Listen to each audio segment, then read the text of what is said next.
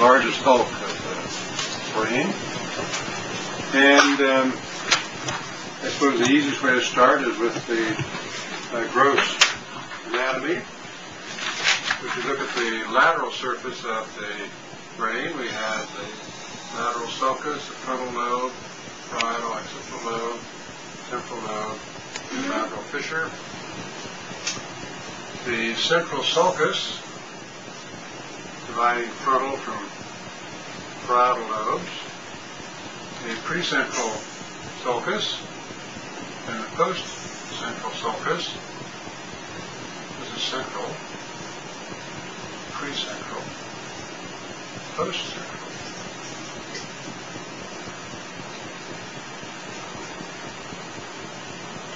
And coming off of the precentral, we have two sulci dividing the frontal lobe into three gyri.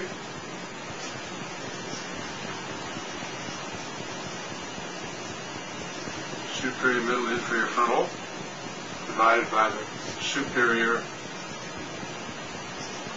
frontal and inferior frontal sulci. Back in the parietal lobe, we have an intraparietal that divides the parietal lobe into superior and inferior parietal lobes.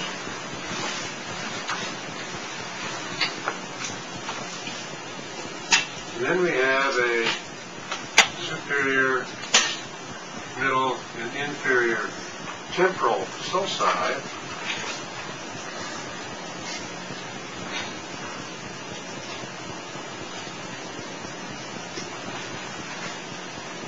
dividing the temporal lobe into superior, middle, and inferior temporal gyri. Now we come back into the parietal occipital area, and what we find is a very poor landmark inferiorly, a little shallow temporal occipital notch. It's a very deep sulcus superiorly, which is the parietal occipital fissure.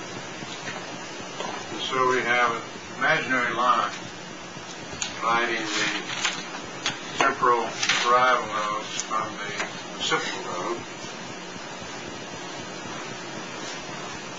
Part of it being the parietal occipital fissure, which is clear enough, and part of it being this continuation down to the temporal occipital notch.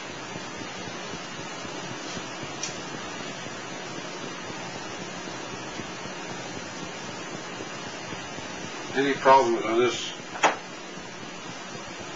little subdivision? If we put in here some of the numbers that von Economo developed, the precentral gets to be area 4, and the post-central area 3, 1, and 2, and then in front we have area 6, in front of that area 8, and I guess back here we have 7, somewhere there.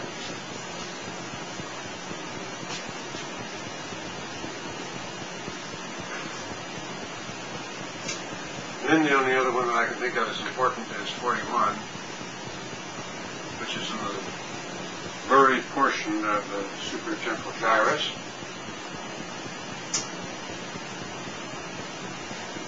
And that's about as good as I can do on the lateral surface. On the medial surface, we put in some of our old landmarks, anterior commissure, optic chiasm, mammillary body, get those in place. Then coming off the anterior commissure, we have the rostrum, the junu, the body of the corpus callosum. Of course, the fornix is coming back.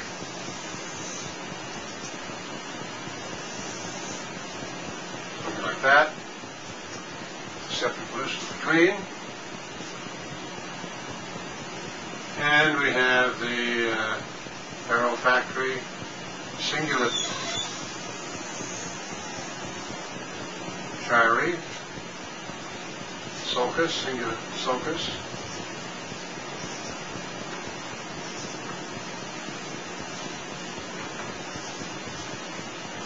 And then we get the orbital frontal, polar, central, occipital, and temporal lobes.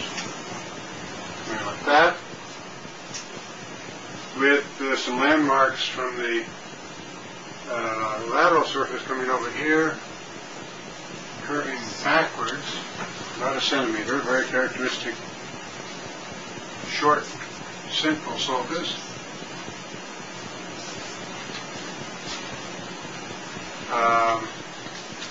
With the post-central and pre-central, something like that. So we have all of this as superior frontal and paracentral lobule. And the calcarine fissure coming in like so.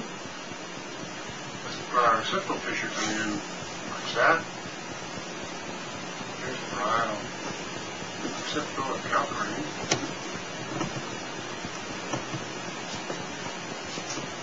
Now we have to do some of the temporal lobe. We have the hippocampal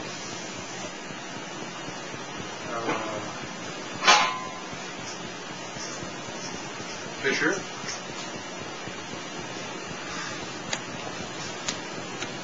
And immediately superior and deep to it, the choroidal fissure,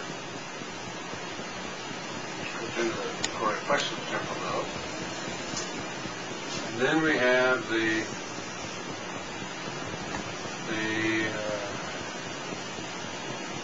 parahippocampal gyrus here.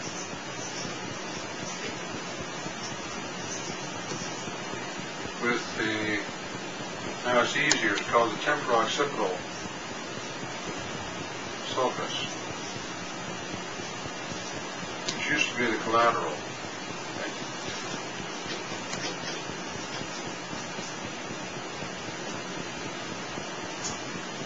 And then we come around here to the fusiform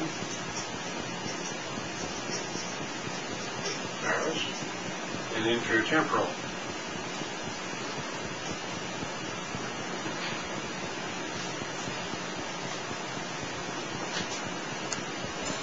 So that the pattern is almost reproducible from one lobe to another, but not quite.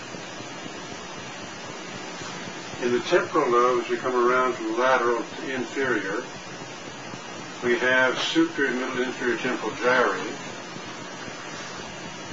sulci, separating off above each of them, superior, middle, inferior temporal gyri. As we continue on around, the inferior temporal sulcus then separates the inferior temporal gyrus from the fusiform gyrus, and then from the parahippocampal gyrus and the hippocampal formation deep to the hippocampal fissure. The frontal lobe would like to do that, except that it only has two major sulci between three major gyri. And the parietal lobe would like to follow that, except it only has one sulcus between two major lobules.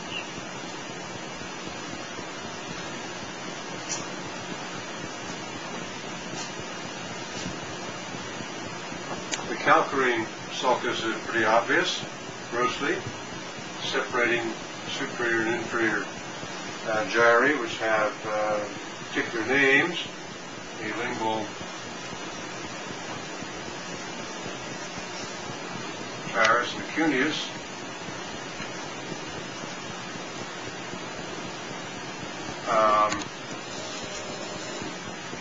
for the lower part of the visual radiation and the upper part of the visual radiation.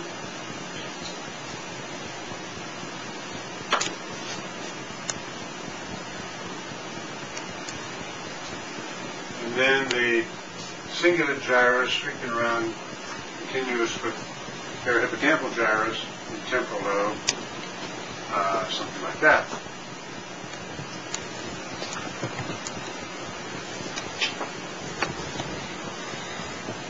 Then I suppose if we looked at the bottom of the brain, we have something like so.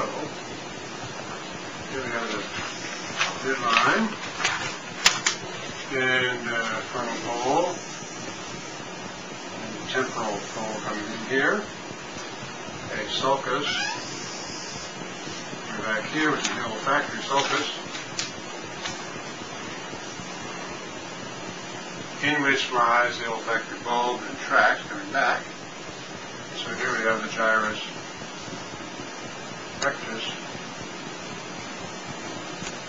straight gyrus coming back from the medial portion, and then we have medial and lateral orbital frontal gyrus.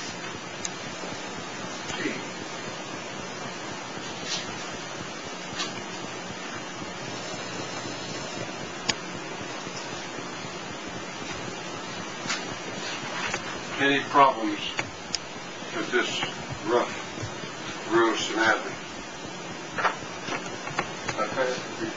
One question about the distribution of radiated versus lingual fibers that are in what's called Myers loop. Do they go to both or just the one part of it? Right. The lateral geniculate down here in the diencephalon is going to give rise to fibers of the visual radiation, which are going to sweep out as a solid, continuous sheet that spreads forward in the temporal lobe with that distortion as the temporal lobe grows, and with a spreading out from parietal to temporal and parietal white matter. We're going to have a sheet of white matter that's hitting here in the geniculate, sweeping forward, down into the lingual gyrus, and sweeping up to the parietal lobe and the cuneus. So it stays pretty much in a horizontal plane, except it's drawn out superior inferiorly through parietal and temporal lobes, drawn forward in the temporal lobe as Myers loop. So that would just go to lingual. And so they'll go into lingual.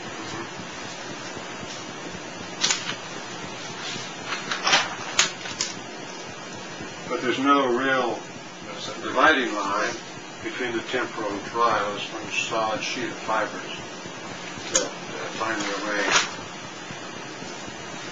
appropriately to the upper and lower banks of the calcareous fissure.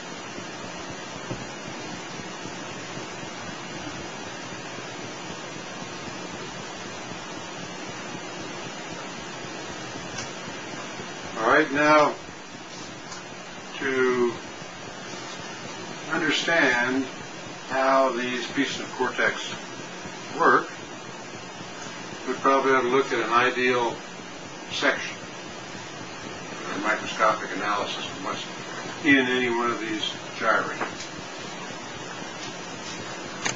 So if we do that over here, here we have a surface and a white matter core. And how many layers? It's another place where 3 is not quite the right answer, but double it makes 6. And so we have 1, 2, 3, 4, 5, 6 layers of gray matter. And how do you remember which cells are in which layer? Toss a coin. 6 coins. The easy way is to start with the small cells of layers 2, cranial cells, and 4, And that allows you to have pyramidal cell layers, 3 and 5.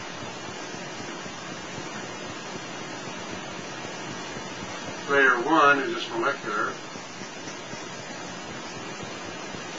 has a cerebellar cortex, very few cells. And then layer 6 is a pleomorphic layer.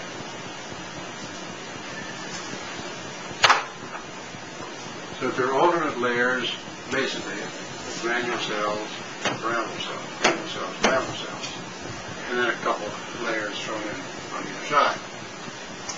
So if we take the major unit, the pyramidal cell of layer 5, we find that it has an axon going out, basal dendrites, and apical dendrites branching in layer 1, 5. This is going to be the major way out of cerebral cortex. It reaches its maximum in the Betz cells of layer 4, where these cells get to be the size of anterior word cells in the spinal cord.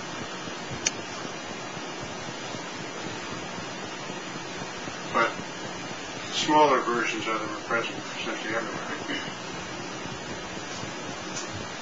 Layer 3 is somewhat similar, but has smaller pyramids.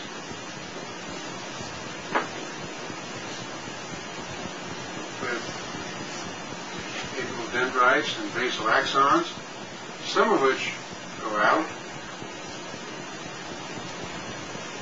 but usually don't go very far, come back into cerebral cortex.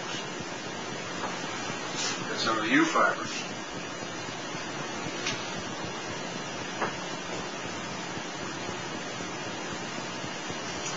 So those are two of the major ways out.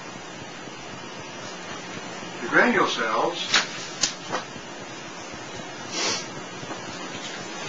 have an axon that goes up or down,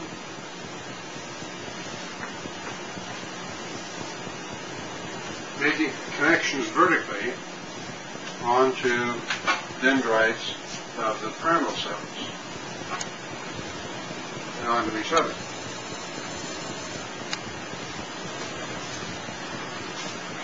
And then the deepest layer are the pleomorphic cells, has some axons that go out also.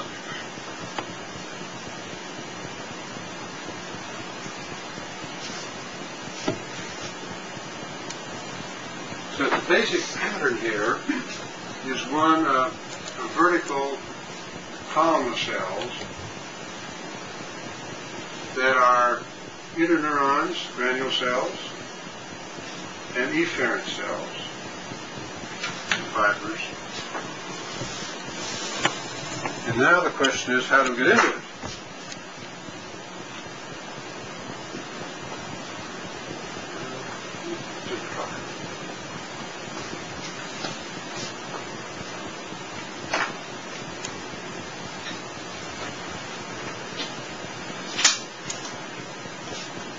We come into the cerebral cortex by affairs from thalamus up to layer 4,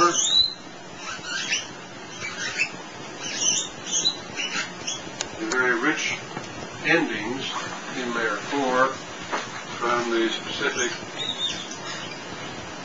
thalamic nuclei.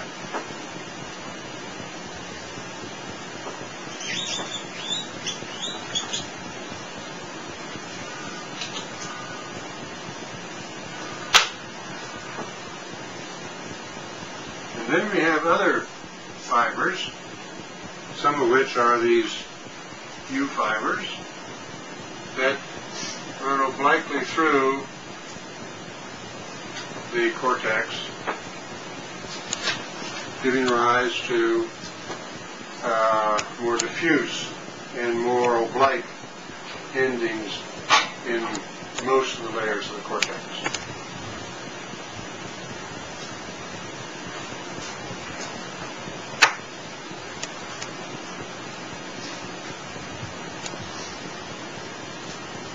So we have to consider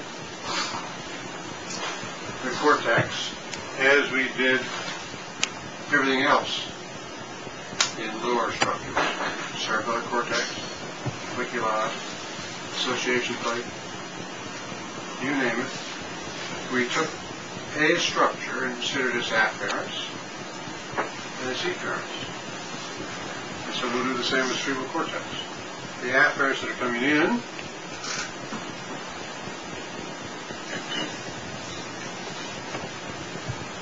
are first of all coming from the thalamus.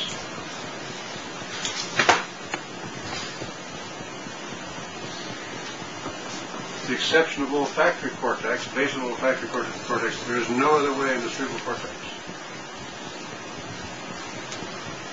Except for the thalamus. Or other cortex.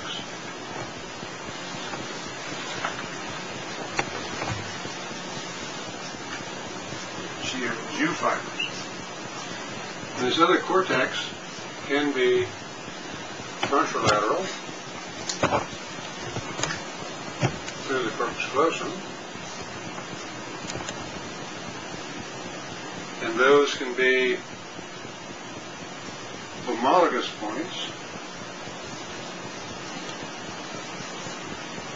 for 90% of the corpus callosum, or heterologous points, about 10% of the callosum fibers. So we're going to have 0.1 of the right side and 0.1 of the left side. Or 0.1 of the right side and 0.6 of the left side. Likely crossing versus exactly crossing. One commensural, or the decussating of likely. Or we can have ipsilateral cortex. And they can be short, the U fibers, or long.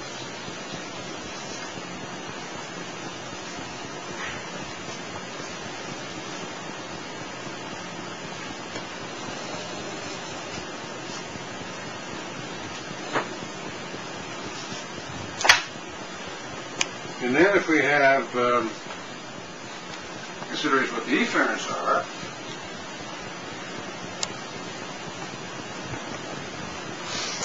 we have connections back to thalamus and other deep nuclei.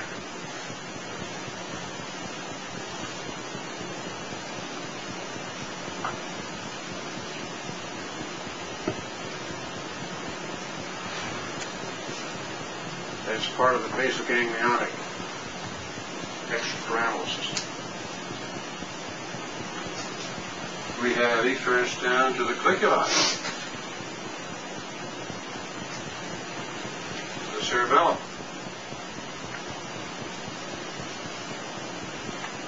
As other suprasegmental structures.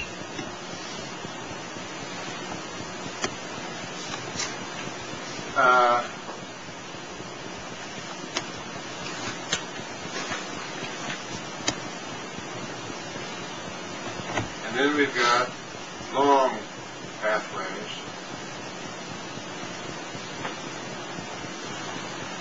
of which the pyramidal tract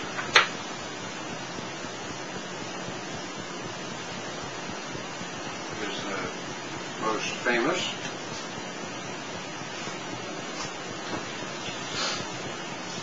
And all of these others, the particular formation, is the extrapyramidal system.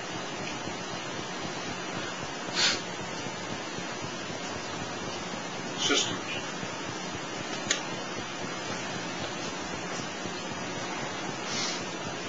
So that is a a brief summary of where we're going in our consideration of cerebral cortex.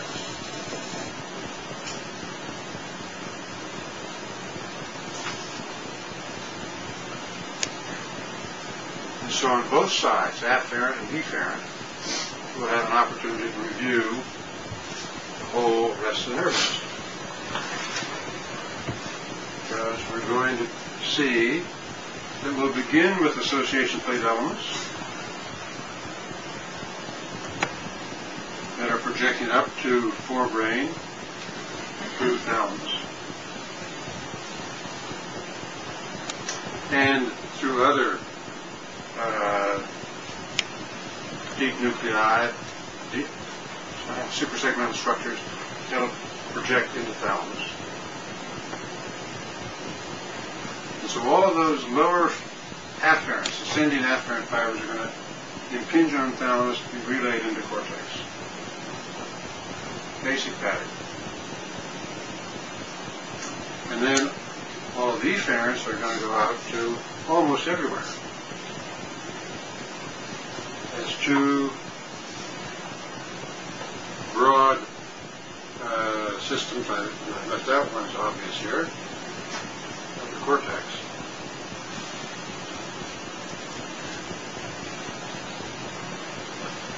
So we're going to come in from other cortex, we're going to go back out to other cortex.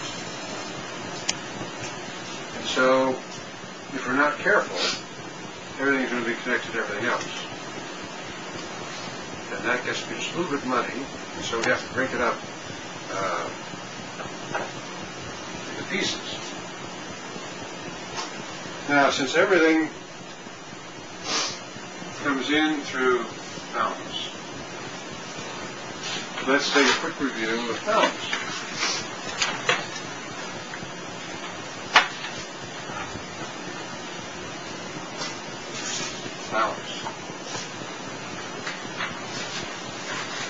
If we do it here in this horizontal view, continue the midline down here, and put the shadow of the thalamus in, we can have something like this.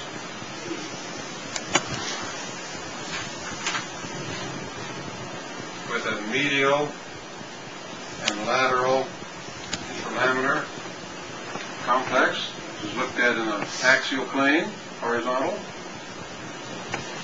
Or if we make a section at right angles to this, we'll get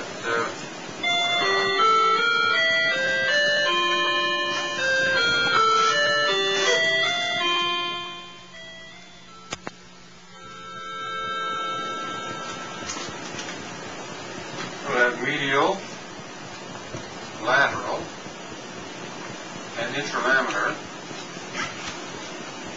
And there are three major divisions of thalamus. Medial, lateral, interlaminar. The interlaminar will have anterior and center median as its two major components.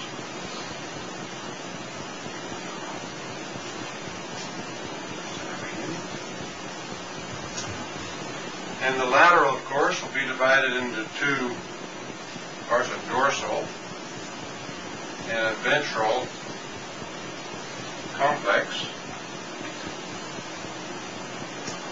which we can see in the horizontal view as anterior, lateral, and posterior with respect to the center median.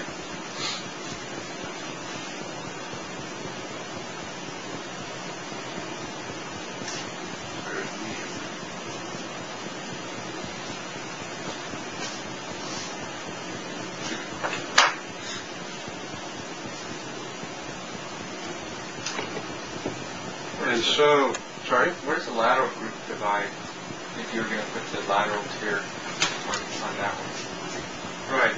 This horizontal plane is through this ventrolateral complex. I could make a very similar horizontal planes with a dorsolateral complex. It is in many ways much less interesting in the sense that it's much too simple. Which means that we know essentially nothing about it except it makes strong connections in a very orderly fashion. And is probably involved in modulating the activity of other thalamic nuclei. For example, in just a moment we'll get to the somatosensory projection into thalamus, spinothalamic, meningeal systems, and the thalamic syndrome, in which the patient has spontaneous burning pain on the opposite side of the body. If you touch or prick that side of the body, you find a threshold is elevated. Once you exceed the threshold, it becomes very unpleasant. The lesions are generally not in what we're going to see to be the specific somatosensory part. Typically the more dorsal part. Or in the more diffuse collateral white matter.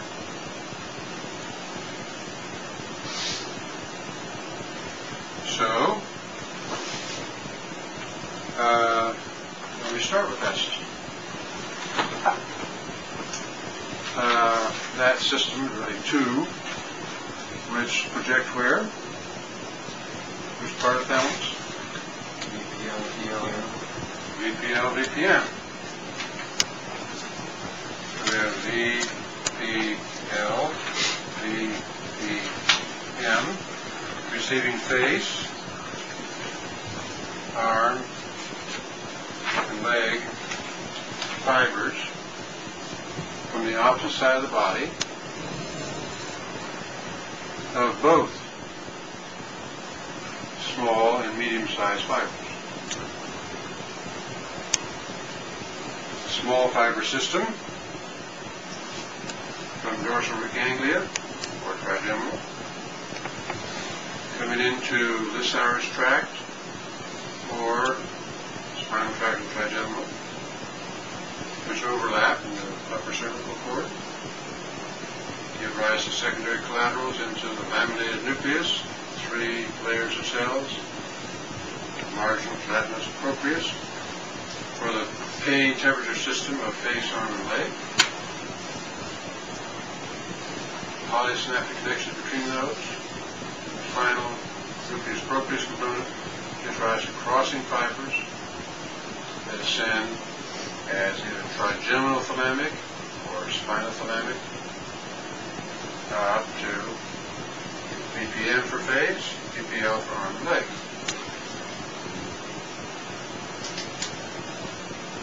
Any problems on small fiber system? Medium-sized fiber system? All other sensations except spindles. Dorsal root ganglia enter into posterior column, branch rostral caudally, giving off some secondary collaterals to deep nuclei of the association height. The ascending major collateral to nuclei of posterior columns, synapse, rastus cuneatus, there's some crossing fibers of the medial meniscus that ascend up to VPL, VPM. Well, those don't go to VPM today. Trigeminal, very similar, parallel system, ending in the main sensory nucleus. Which segment? Anterior. Which one? Anterior hindbrain. This is the main sensory nucleus in anterior hindbrain segment. Give rise to crossing fibers to VPM for face. So, from VPL, VPM, fibers, cells give rise to fibers that come out into the internal capsule and ascend up to cerebral cortex and end in areas 3, 1, and 2.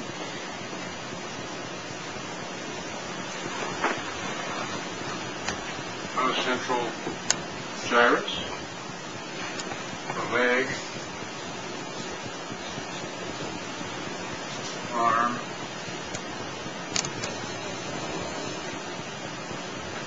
face.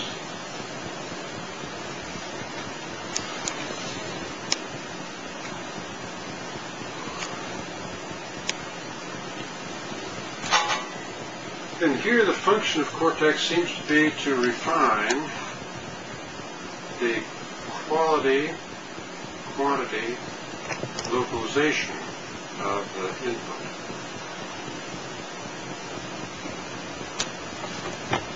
Making it possible for you to distinguish two stimuli simultaneously applied, how close or far apart they are.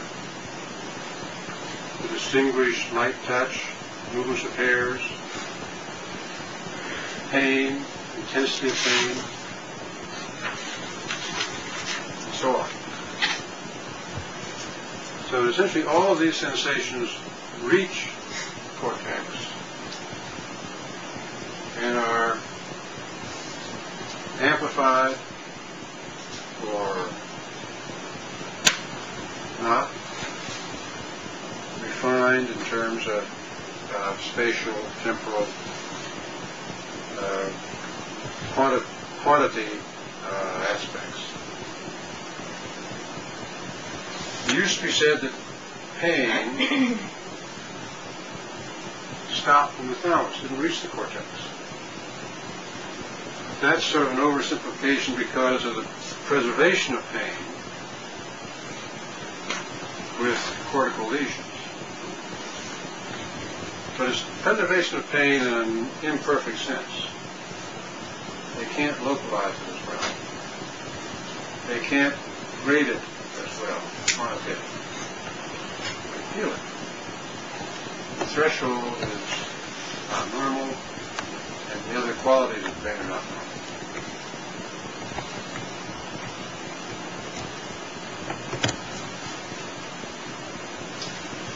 All right, who wants to take the next?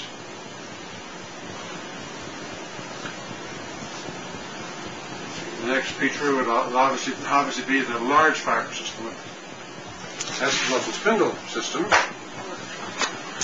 And so muscle spindles are going to project into large cells and dorsal ganglia,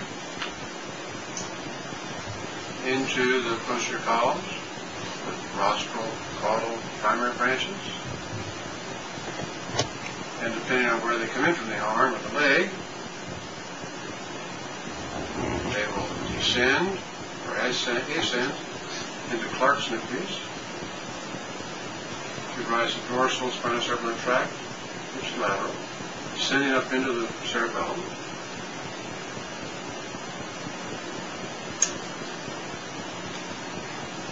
And going where? Which part of cerebellum? Which stage of cerebellum? Stage 2, right. So stage 2 cerebellar cortex is where?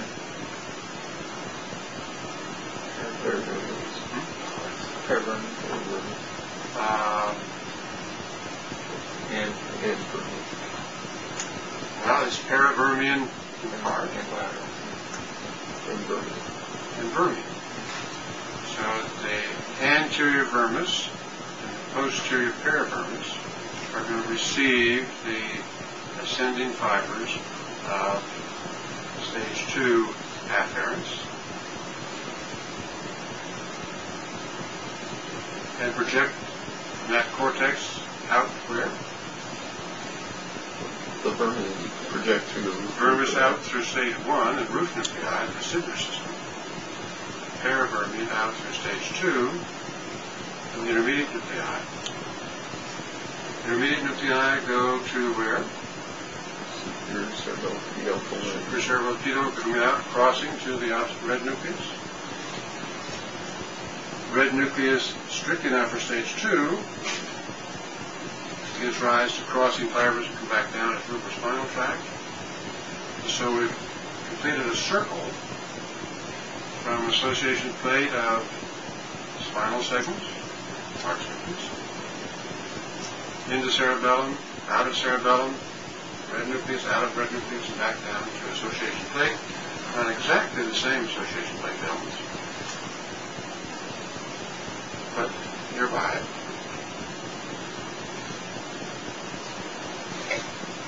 But in addition, stage 2 sends intermediate nuclei, sends some cells, some axons, bypassing red nucleus and over the thalamus.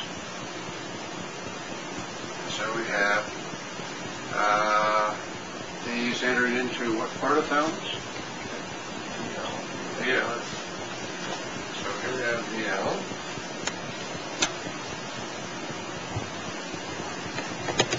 And VL projects up to areas 4 and 6.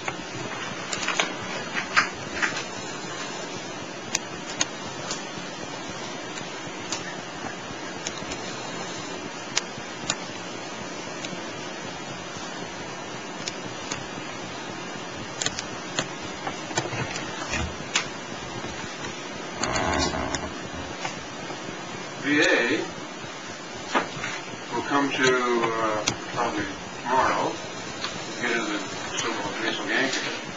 VA has become complicated in the past couple of decades.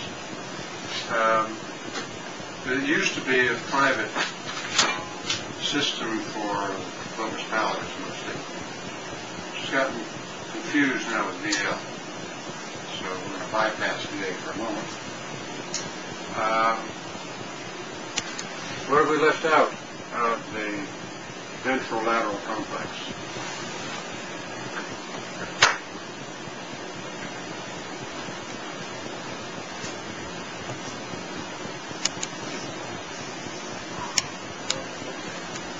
Medial and lateral zygula?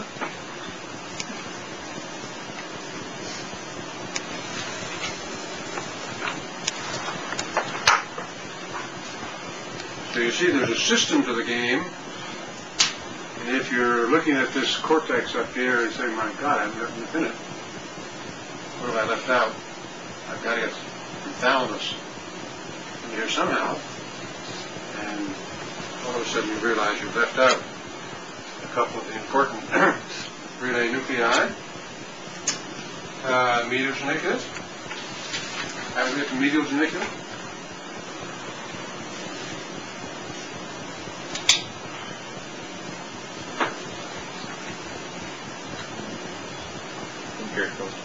Inferior collicus. Through what tract?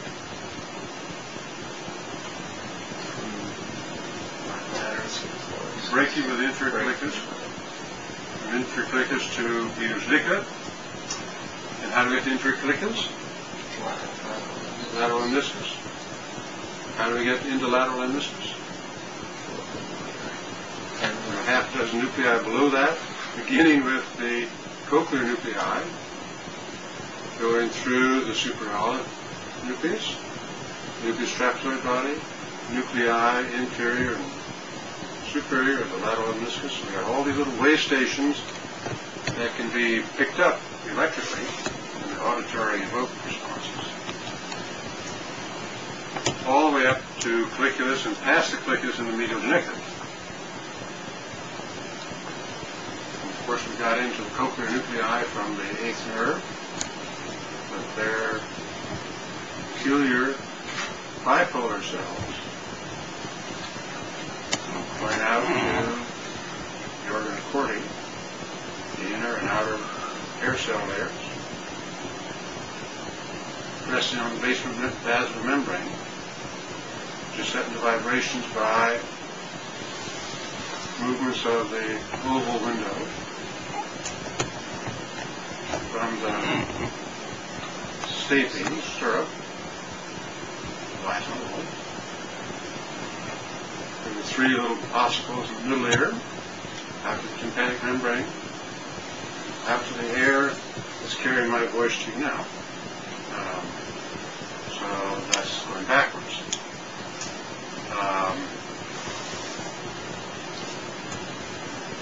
geniculate, projects over straight laterally into temporal cortex, area 41.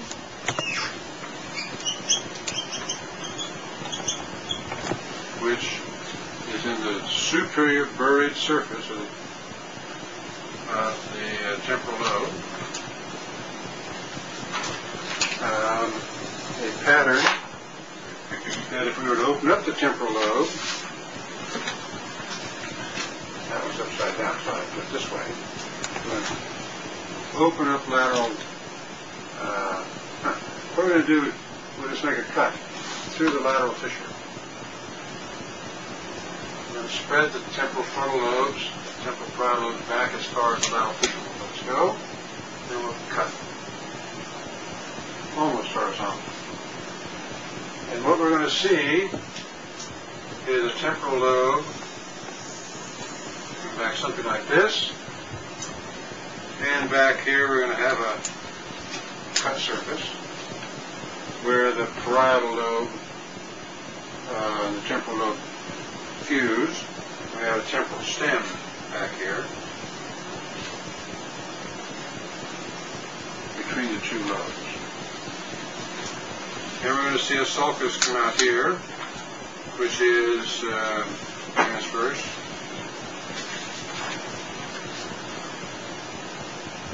Temporal sulcus. Separate off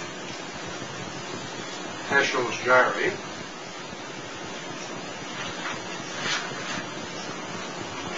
Area 41.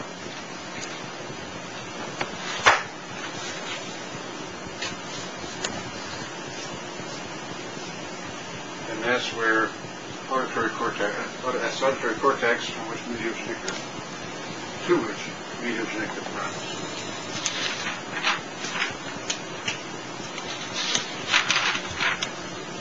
And there are interesting asymmetries between the right and left temporal lobes, which Geschwind described a few years ago, such that the posterior part, the post-auditory planum temporalis, so-called, was usually larger on the left side, as though it had more to do with auditory speech functions on the dominant hemisphere.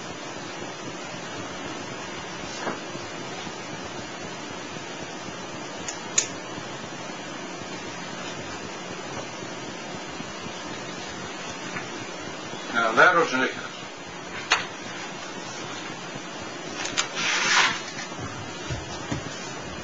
How do we get to lateral geniculate? Well, retract from corresponding retinal and opposite visual fields to how many layers of cells? 6. And what layers are served by which eye? Lottery. Got layers 1, 2, 3, 4, 5, 6. 1 and 2 are large cells, and so they are different from the layers 3, 4, 5, and 6 of small cells. And so the ipsilateral goes to layers 3 and 5. Make that progression nicely. And that means that we know it's not going to be 1, 3, and 5. It's going to be layer 2, 3, and 5. So the contralateral eye will move together to 1, 4, and 6. And then all 6 layers are going to project back to the occipital cortex, partly through the temporal detour, partly through parietal matter, coming into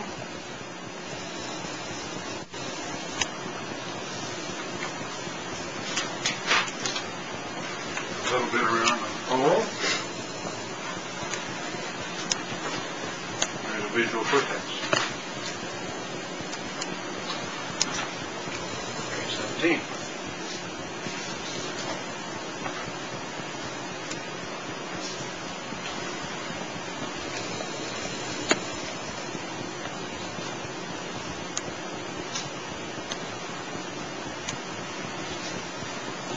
Okay, we've still got some cortex unlabeled, unidentified. Steve, how about want to pick out a piece of cortex and project something to it?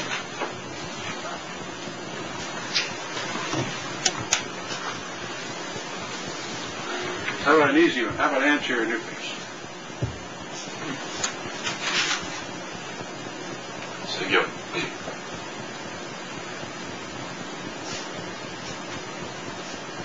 Where does anterior nucleus fit in the scheme of things?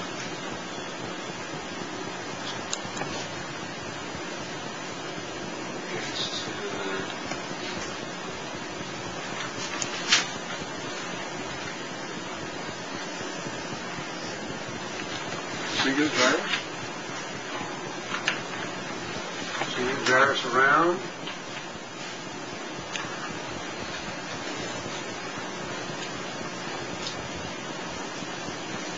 Hippocampus. Hippocampus. Pyramidal cells. Cortex. Mammillary body. Mammillothalamic tract.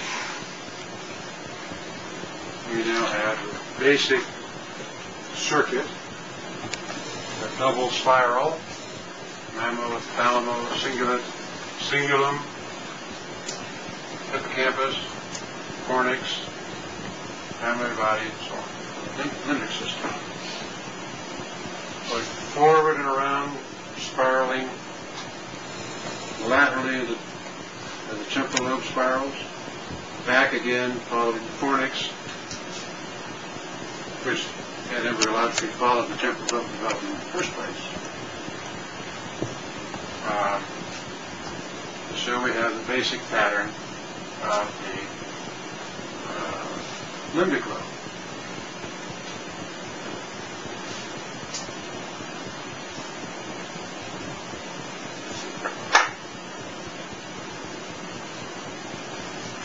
And now we can't forget the medial thalamus.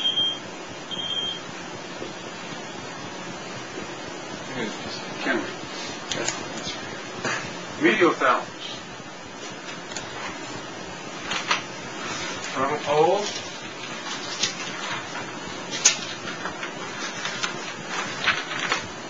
This is the major nucleus that was affected by frontal lobotomies in the old days.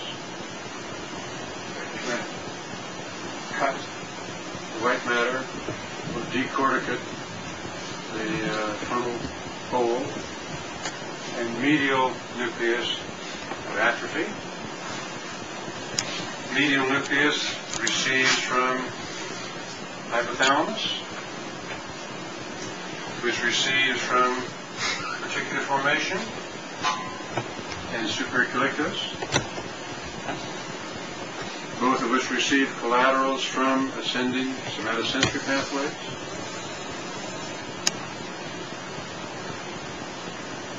And so we have the basis for the extralemniscal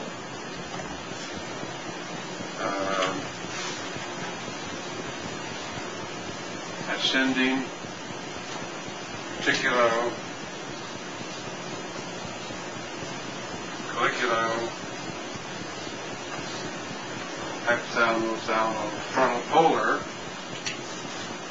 set of fibers that, when interrupted at almost any level, interfere with, disrupt the emotional aspects of pain. So one can do a frontal lobotomy in a patient with cancer pain and they still have pain. It doesn't affect threshold. They're no longer compulsively, obsessively worried about the pain. Fearful aspects of pain dissipate. By contrast, one leaves the supranucleus connected to its collateral afferents. This afferents that are collaterals from the hypothalamic system. Leave that intact. Leave this system intact. And even though you have changed the threshold of pain, raised the threshold, you have not eliminated the emotional aspects of pain. The patient is just as uncomfortable, just as worried, just as afraid, upset. Even though the quantity of pain coming in might be less.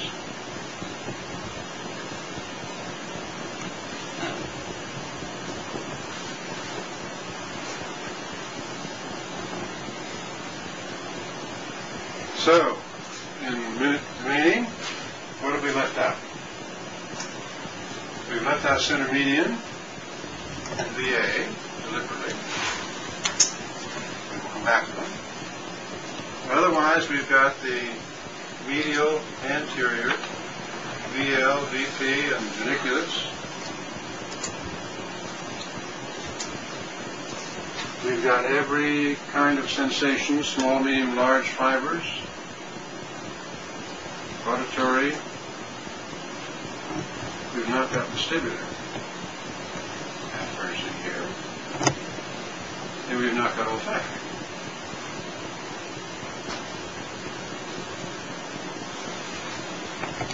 Vestibular afferents, I don't know. The olfactory we know come in as part of cortex to start with. So that leaves us with this dorsolateral complex, which is essentially a two-way connection between cortex and dorsolateral thalamus. From front to back, frontal, central, parietal, temporal. The largest piece of this is the dorsal component on this horizontal view, which comes back to the back end, vulvar. And that's one of the major regions of thalamocortical or parietal temporal lobes.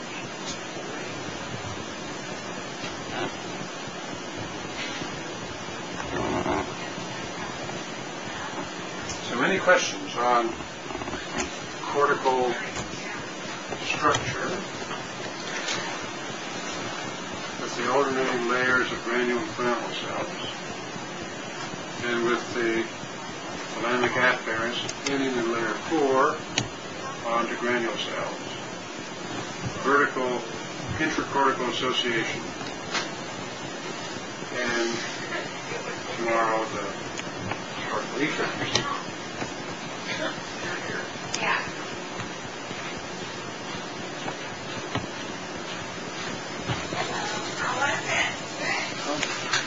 Okay. Tomorrow morning we'll finish up